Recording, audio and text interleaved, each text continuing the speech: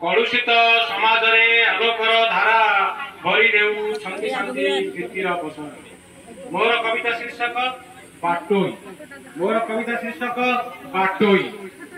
बाटोई बापुड़ा थकी पड़िथिला बहु बाट चाली चाली खोजी से आसरा होइला बाउला केउठी बसिब बोली।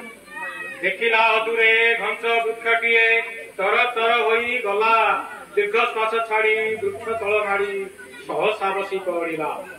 पाटिरू तार बाहरी आसिला किए से बहुत जन बंचिबाकू आहा देई अछि राहा करिछि वृक्षरोपण। कि सुंदर आहा बड़ी अछि काया शीतल हेउछि प्राण केते पक्षी गण करी काकरब बांधिछन्ति बसा मान। जेउ गछ दिने लगाई नथिली मूलरे देइनी जल सेपा दब मूले नेइछि विश्राम धिक ए जीवन मोर।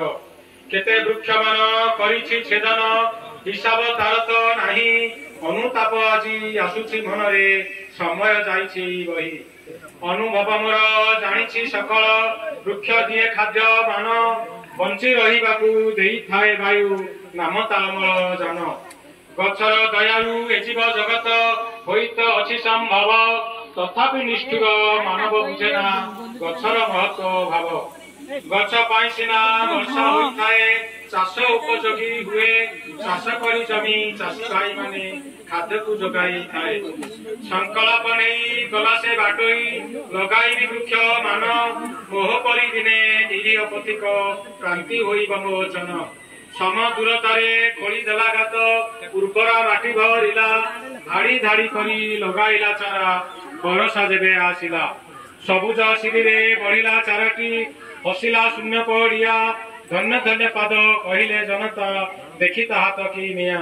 देला से आहन आस महाजन लगाइबा चारा मान प्रकृति हसिब पृथ्वी हसिब सुखे बिताइबा दिन।